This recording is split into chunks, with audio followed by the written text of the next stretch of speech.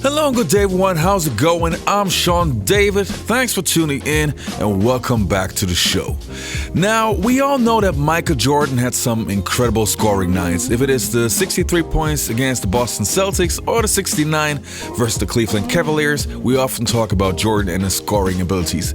But Scottie Pippen also had some incredible nights, and there was actually one night where he kind of played like Michael. So this is what I want to cover in this episode. But before I start, a quick shout out to my Patreons. Thanks a lot you guys for supporting the show, and I would say let's get right into today's episode.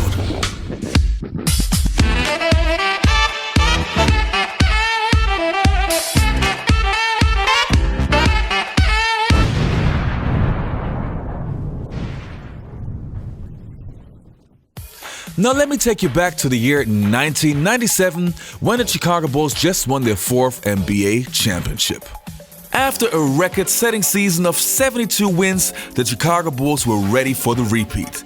The team prior to the season was working just as hard and wanted to write history again. Now, as we all know, there's a reason why not too many teams are able to repeat, since every team wants to beat the reigning champion. But the Chicago Bulls started off like nobody could have foreseen, winning the first 12 games of the season. If we take a closer look by what margin they won those games, you will quickly see how dominant that team was. Even though MJ was already in his mid-30s and the entire roster was extremely old, their basketball IQ was off the charts.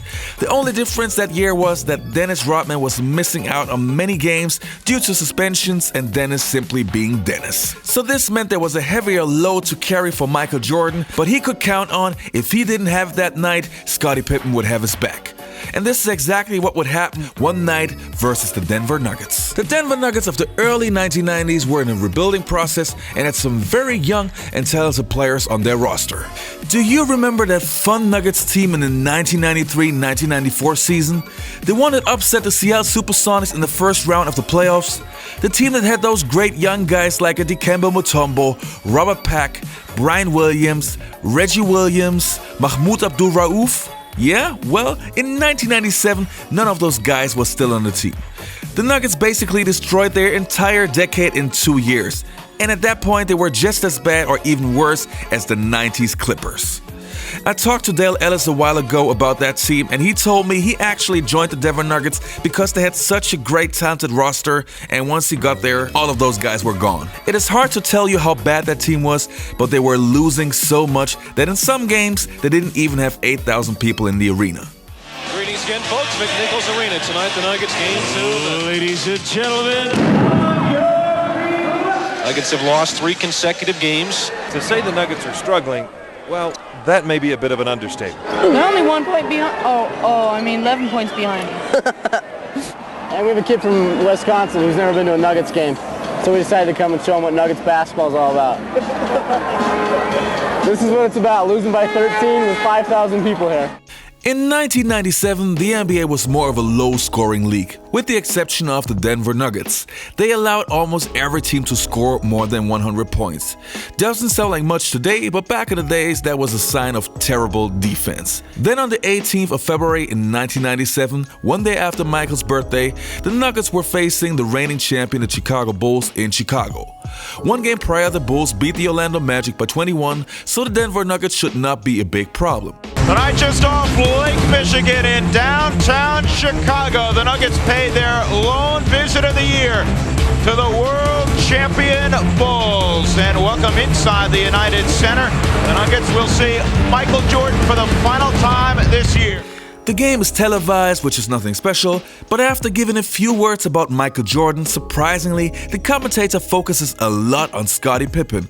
Scottie, who was having a great season, again showing that next to Michael Jordan, he's the best two-way player in the entire NBA. Other member you talk so frequently about when you mention the Chicago Bulls is Scottie Pippen, a 7-time NBA All-Star. Scottie Pippen does exactly what the Bulls need on a given night. When Rodman was out of there, he became their leading rebounder. Well, I think he too has expanded his game, and he's so multi-talented, just can do anything. Really, you call Scottie Pippen like a point forward.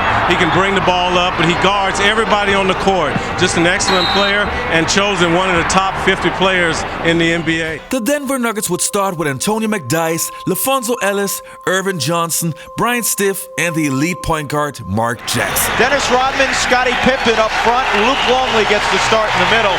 Ron Harper, along with, in many people's opinion, the greatest player to ever play the game, number 23, Michael Jordan. The game starts and the Bulls are off to a good start. They're playing a good team basketball, everybody's getting their shots, but there was nothing out of the ordinary.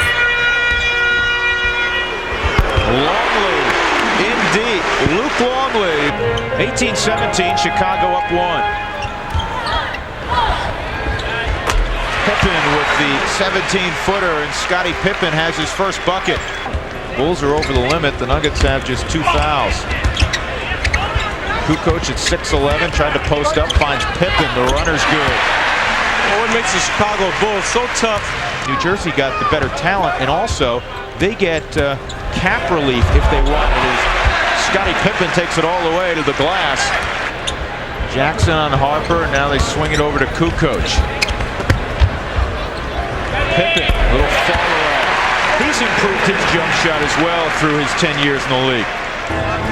Jordan and Pippen, Kukoc, Kerr, and Caffey.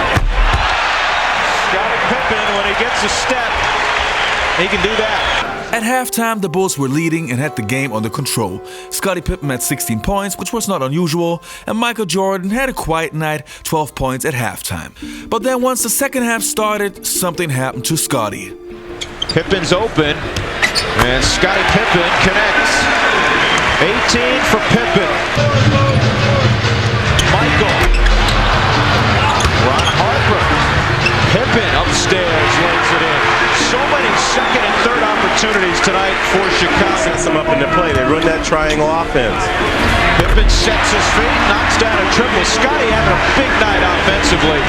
One of the areas the Nuggets are weak is being able to penetrate, slash to the basket. That's too easy. Pippen from Luke Longley.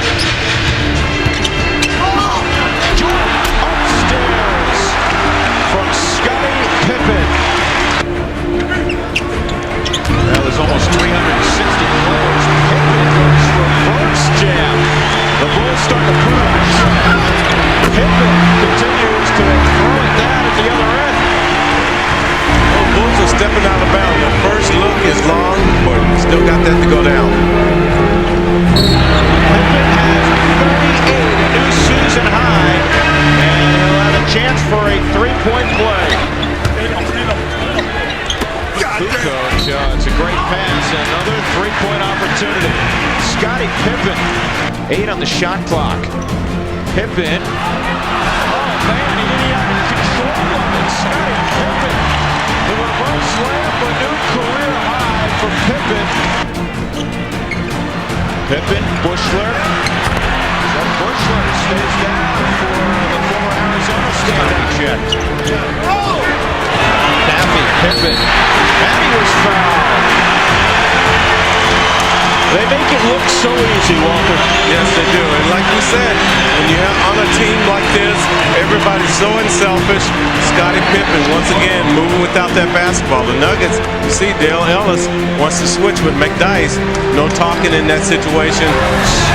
Walks past the Nuggets. It was a close first quarter. After that, Chicago flexing their muscles. They win 134-123. And it was a huge night for Scottie Pippen.